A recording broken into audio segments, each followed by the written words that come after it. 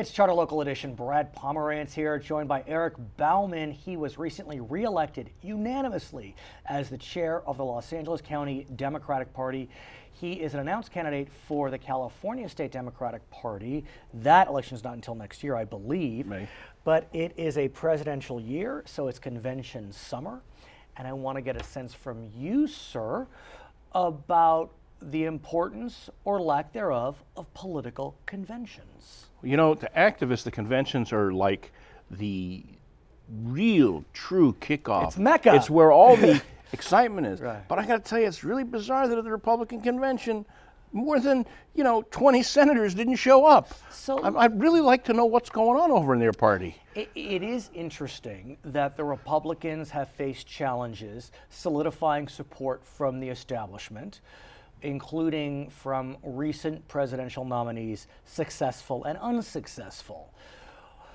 But aside from that challenge that they face, what about the importance, and again I ask it, or lack thereof, of conventions? Do conventions really matter? You know what? They're 4-day-long media events. It's part for the activists, but it's certainly for the evening consumer of political information by way of the news and whatnot. And I don't know if people sit glued to their televisions as they once did, but millions and millions of people still watch those to hear the candidate, to see the vice presidential pick for the first time, to see other major leaders come out and say why they're supporting a certain candidate and opposing a certain candidate. In the lead up to the conventions, we've seen a lot of coverage about the platforms. And I'm wondering what your view is of the platforms. We know that on the Republican side, it appeared that Mr. Trump's camp did not get heavily involved. On the Democratic side, it appeared that Mr. Sanders' camp did get heavily involved, but ultimately Mrs. Clinton's proposal seemed to carry the day at some point. Well, first of all, platforms are aspirational documents, right? They're not law, they're not per se the way that candidate is going to campaign, but it sets the tone actually for the next 4 years for each party. Does it? Oh, without question.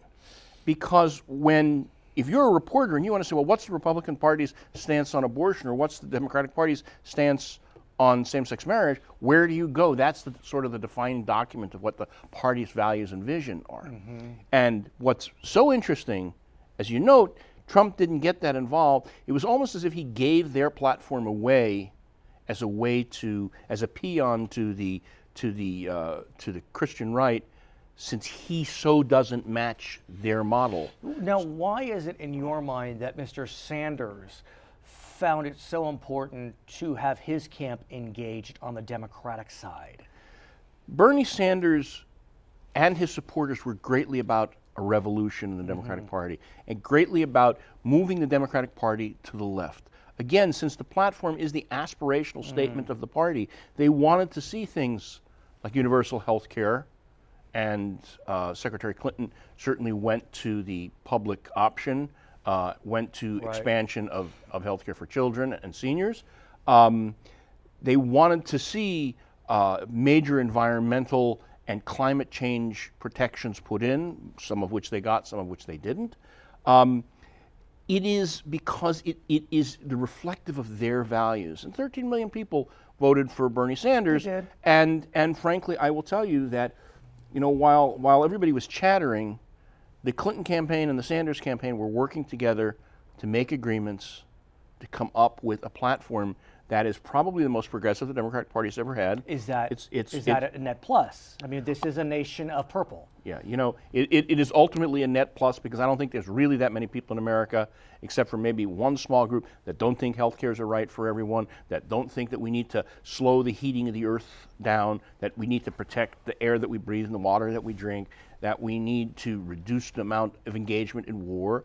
I mean, those were the things that the debate in the platform was over, and I think those are good things. Let me ask you about Mr. Sanders. It took some time, but in the end, he has endorsed Hillary Clinton for president. Yes. The endorsement was clear, but I'm on Facebook, as are you, and I'm still amazed at the vitriol I often hear and read from Sanders supporters, not against Mr. Trump, but against Mrs. Clinton.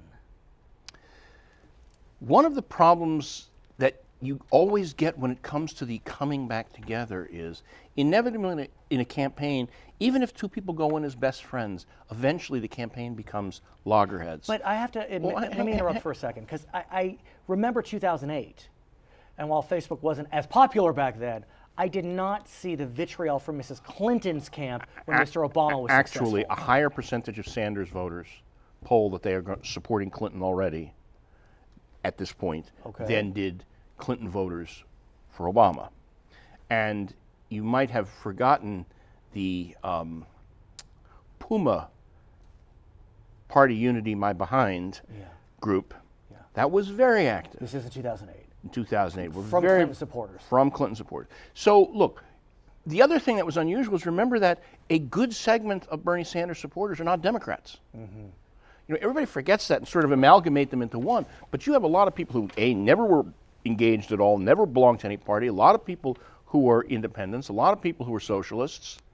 And so to expect them to immediately fall in line behind the Democratic nominee, who is a much more conventional candidate, it makes sense that they didn't. But our job is to bring as many of them as possible in, to bring as many independent voters in.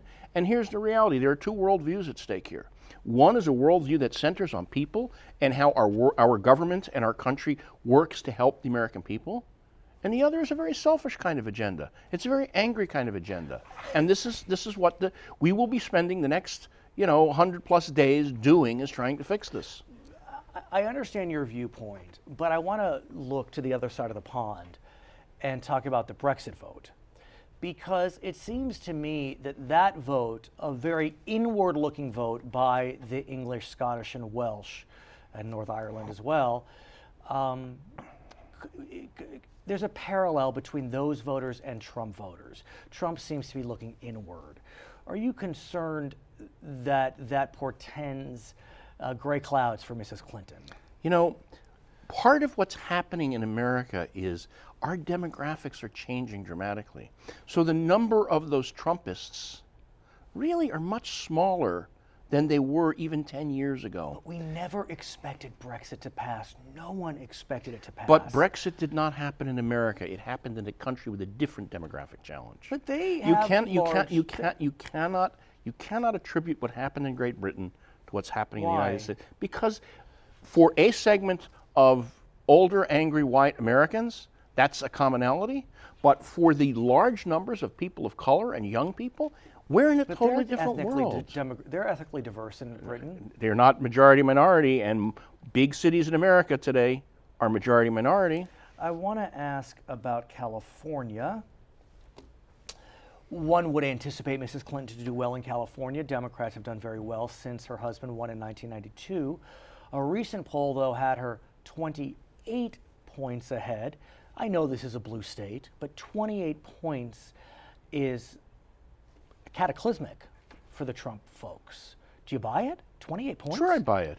You know what? When you spend your time bashing immigrants, talking about building walls along California's border, when you talk about women in misogynistic ways, that's what you get when you come to California, because California is not that way. But what about Florida? We have not elected a Republican statewide in this state in how long?